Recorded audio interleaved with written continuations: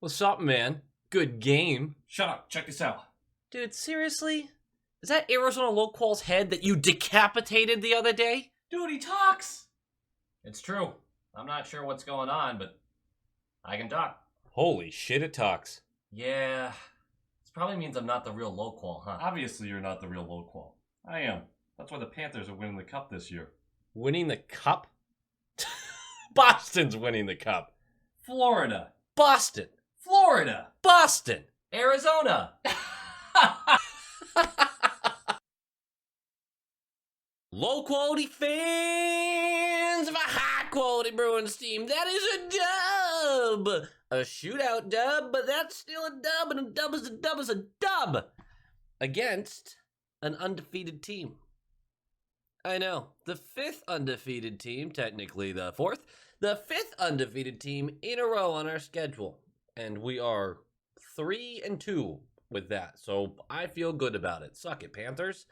They still get to be like undefeated in regulation, but fuck them. Now they have to have the asterisk. Suck on that. Anyway, that team's super good, man. Like, that's a really good team. This isn't even like a bitter thing when we had lost to them earlier. That team's really good. And I feel good about the dub. I do. But just like I'm commonly after a loss, like, well, let's look at the big picture. I'm not hitting the panic button. I'm still not hitting the panic button. But there's still some scariness to what's going on, some frustration, some why isn't this gelling better? But we'll get there. First of all, new lines. Smith back in the lineup, and he looks way better than he did to start the season. And Stanika is up in the box. Yeah, he's going to watch this one. He's a healthy scratch. That is undeserved. I thought Stanika made that second line look better. Now, when Smith jumps in, of course, Stanika no longer has a place on that second line. I wanted to see him on the third line. Bump Howland to the side. You keep Howland and DeBrus together. Stud can center it.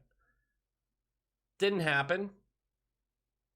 He can't remain a healthy scratch for long. The guy's got to be playing. He is still a prospect. He should go back to the AHL then. I don't know. I have been vocal about wanting Kuhlman to get a real chance in the lineup, and now he is at the expense of a player I think is better. So that's your irony for today. I like Kuhlman. I like Stanika more. So Smith is back, looked good. We still have those weird defensive pairings, but it's fine. Everybody's still outplaying their opposition, which is actually where some of my frustration comes from. Coming into this game, we had the highest expected goals percentage in the league. That means out of all the goals scored analytically, we should have the most. We do not. We have the 6th worst shooting percentage in the league and the 8th worst save percentage. So, not great there. But those underlying numbers tell you we should be getting better. And if you look ahead in our schedule, there's a lot of winnable games in November. Take a look at that. Save percentages against us so far this season. A 949, a 925, a 880, and an 882. The 882 is combined Hill and Reimer. That was Buffalo and then Sharks. A 968, a 1000, and then tonight it ended up being a 939. Goalies, for the most part, must really love playing the Bruins because we are not putting the puck past them at a consistent rate at all. Also, really nice little tribute to Jimmy Hayes. Hazy up in heaven, hitting mad clappers. He unfortunately passed away on August 23rd. He was 31 years old. There's a lot of talk about how that happened that I'm not going to get into right here, but there's some serious things that you're looking at the league like this needs to be addressed and fixed. There are drug problems in the league. We have known this, and I think all of us who have followed the league for a long time have kind of been like, yes, we're aware. We need to be more vocal about it. Just like everything else, need to be more vocal about it. But it was a nice tribute video to the kid. You forget how funny he was. The video was really well done. It highlighted his humor, his just contagious laugh. Like, it was really nice to see. So I appreciate that. I'm sure his family did. So that was nice to see. A nice little moment of silence for him too. So we like to see that. Lastly, before we get started, like, comment, subscribe, nailed it. Guys, I have officially seen more people complain about Bruins fans complaining about the team than I've actually seen Bruins fans complain about the team. So, can we calm it down a little bit? This is getting obnoxious. Puck drops! In the first couple of minutes, man. Great forechecking. Top line. Marchie gets alone in the slot and rings the post. It's going to be one of those games again. Again. First minute of play. Alone in the slot. Marchand hits the post. Rings it out. Oh, we need to start scoring on the shots we should score on. 2 minutes later, Cliffy, 2-on-1, can't get the puck to Nosek. Who has a wide open net, can't get the puck to him. It's going to be like this all night. First 6 minutes, though, or the next 6 minutes after that, I meant, wow. You did not have time to catch your breath. It was up and down, no whistles at all, just constant scoring chances, hockey at its finest. Looking back, there weren't a lot of high danger chances. It was just two really good teams playing each other. This is 3 games in a row where it's been playoff hockey. Now, it's not 3 games in a row where the Bruins have played playoff hockey, but this game they did.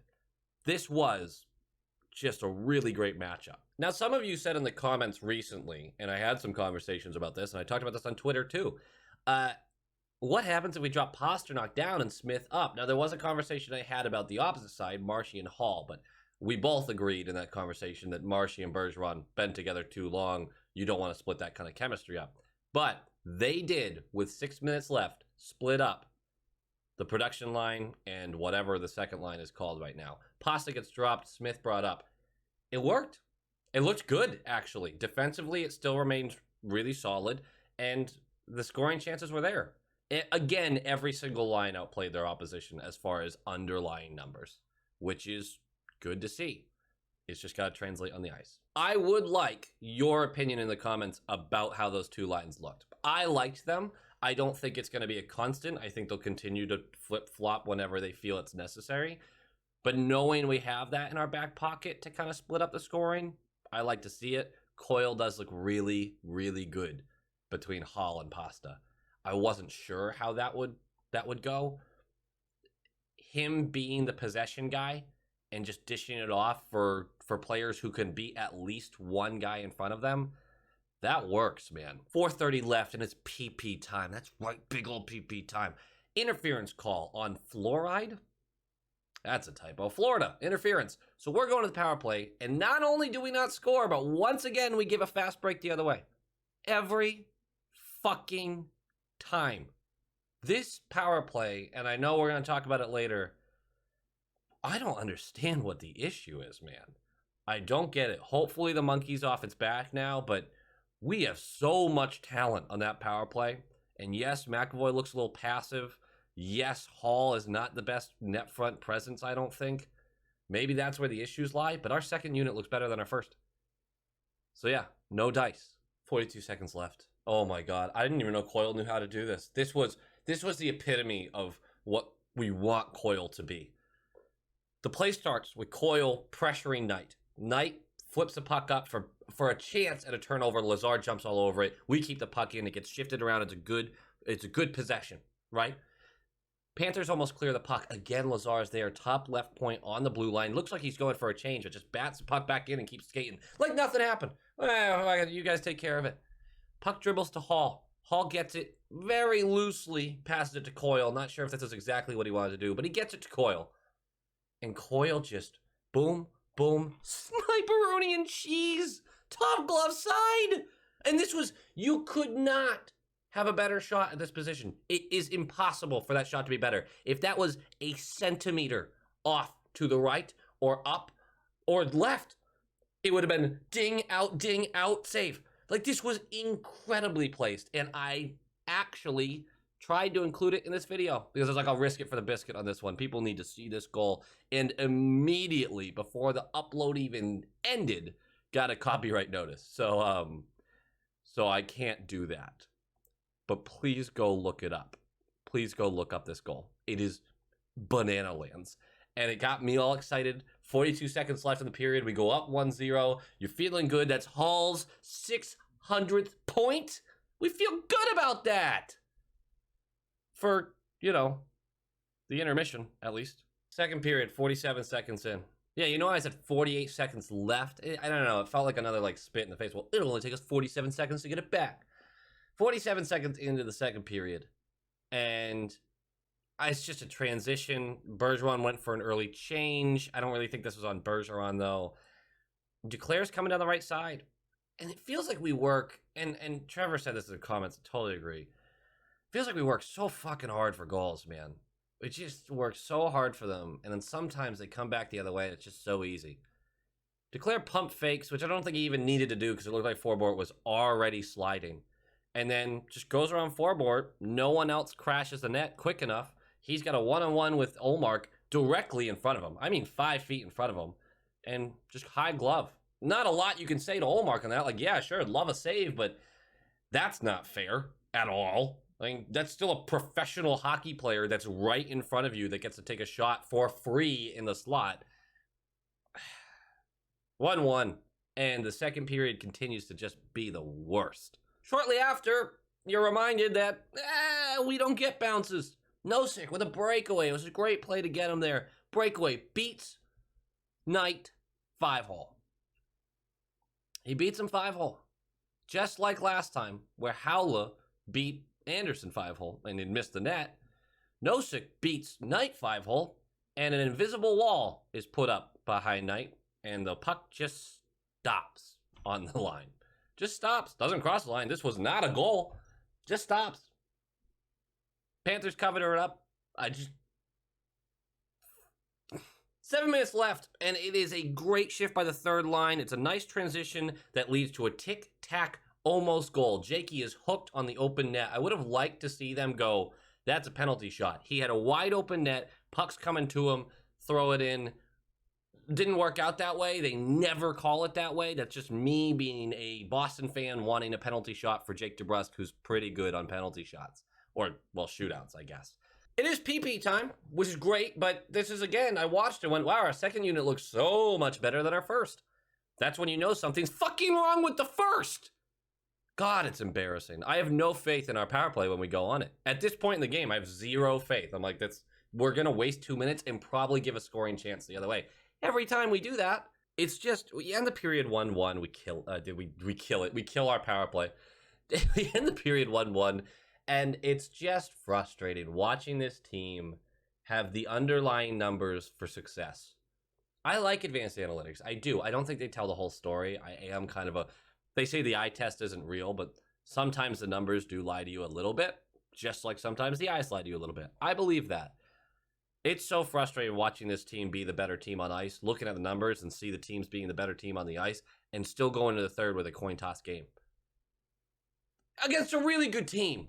But frustrating. Third period, Smith continues on that first line. They continue to look good. 120 in, and Coyle walks around a defender. This is the most confident game I've seen from him this season.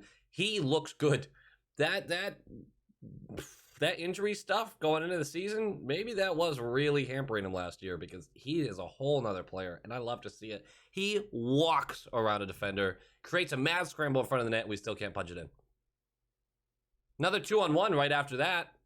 We opt for the pass again. Just shoot. Every time we have a 2-on-1 going forward, just shoot the fucking puck. Just shoot it. I don't care anymore. I don't care how open the other guy is. I don't care if there's a 2-on-none. The guy with the puck who knows he has a shot, just shoot it. Please. Please, for a week, okay? Because we get 6 2-on-1s a freaking game, it feels like. Just shoot the puck. Did I say? I think I've said it. Is there someone in the stands yelling shoot? Because if there's not, that's like a real problem. We need the guy. Who's the guy? Is that the luchador dude? Is that his job? 12-17 in, Coyle trips Tippett in the open ice. Power play, 6 seconds in. Just imagine a Marchand to Pasta cross slot, smack, goal. Just imagine that, flip the sides, and it's Huberdeau to Barkov. That's what happened. 6 seconds into that power play. So it's 2-1, Panthers. And I said this recently, and I still believe it, but it's getting harder to believe, even though we ended up winning this game. When we are down, I have faith in this team to come back. I do. I'm really just getting so frustrated by things not going in the net that really feel like they should be going in the net. for us. Against us, I'm really frustrated with things going in the net where I'm like, damn, man. Although there's nothing anyone can do about that. There's too much space for the pass, but Olmark isn't making that save ever. That was so smooth by the Panthers. Again, scary team. Little tip of the cap to the refs. They really let them play. A lot of open ice hits, some of them not questionable, but just heavy. And sometimes you see the refs try to clamp down on that stuff. But also these teams are very clearly like, we're going to be physical and there's be little stuff after the whistle at times, but we want to win this game. Like neither team was looking to have a fight. They just wanted to win the game. That's good hockey right there. I like hockey fights, but that's some real good hockey. 6:43 left, hooking on the Panthers. This is a terrible penalty to take. Smith is in the middle of five white jerseys. I don't know why this play was made. I'm sure the Panthers would like this one back. 20 seconds into this power play, McAvoy finally gets one. This is why you do your Our Fathers, your Hail Marys, and whatever the third one is. I haven't been in Catholic school in a very long time. McAvoy gets one, thank hockey God. Marshy is creeping down the left side. It's your usual setup. McAvoy sees some space and just takes it, goes into the right circle, and just sneaking up on you. Clever girl. I thought Marshy just chucked this into a pile of people hoping for the best. This was fast and fierce, tape to tape. McAvoy gets it, has all the time in the world with an open net, just flings it in. That is 2-2. We're going to overtime, baby, against an undefeated team that needs its first loss. It is worth saying 4:45 left, and it's great pressure. Puck comes out to Forboard or Pasta in the left circle. And Forboard goes for it. He doesn't defer to the scorer. You know, the guy who almost had 50 the other year. That's, fuck you, Forboard. How about that? Forboard, you're on my team. I root for you, but come on, man. Like, what are you doing? You're not scoring there. You got one goal in the season, and all of a sudden you're like, me or Pasta, I'll take it. Like, come on, man. We're going to overtime. There's a Pasta breakaway, saved by Knight. And then that's pretty much it. This was one of the most boring 3v3, like just really defensively structured, not a lot of chances overtime. So we're going to a shootout, and historically, not great for the Bruins. Huberdeau starts it off, slow, lazy attempt. He's just creeping down the left side, and Olmark just never moves. He was trying to open him up. Honestly, if the shot was a little better, I think he had a little 5-hole space, but no, just gets it with the right pad. Next. Jakey decides to go with his usual fast approach, glove side, doesn't get it high, actually tries to get under the glove. It's an easy save by Knight, so we're going to keep going. We got Barkov, nice moves the whole way, but Olmark tracks it really well, kind of gets down with the blocker. I'm not sure if he got a piece of this or if Barkov was just forced to go high and miss the net. Either way, nice job by Olmark. And then Coyle's going to come down, and he's going to go kind of slow. And then just a completely clean, perfect distance from Knight, so he avoids the check. Inside, outside, Knight bites on the inside, and he has an open net to dunk it. It was a beauty. That was a beauty. And then Olmark stops Tippett. We got the win. It's a shootout win, but it's a win. And we really kind of needed that. That's probably big for the boys in that locker room. That feels, you don't want to string 3 losses together. This is a tough team. This is a good team to beat, and this is a team that I think you could have beat in regulation. Game notes. No one turned down a hit, which is good, but we need to finish more. We absolutely do. Once again, we underscored our expected goal totals analytically, and they overscored theirs, which is frustrating. That happens. It's just happening a lot to start the season. As a guy who likes the advanced analytics, I really need our team to start reflecting on those, like actually showing that the analytics are right. We do not win this game without 4 or 5 huge saves by Olmark. And again, I kind of believe we could have put 4 goals in on this one if we just didn't hit the post so much or had an invisible wall behind Knight or whatever it might be. But Olmark kept us within reach here, and that was huge. He has the starting gig pretty clearly, I think, at this point. Going forward, I can see it being 2-1 pretty consistently until there's a change in performance. I already mentioned this, but we switched Smith and Pasta. I just want to hear your takes in the comments. I'm not going to dive into it too much. I liked it. I want to see more of it. Again, I don't think it's going to be super consistent. I think it's just going to be a card they pull out whenever they feel like it. they being Cassidy.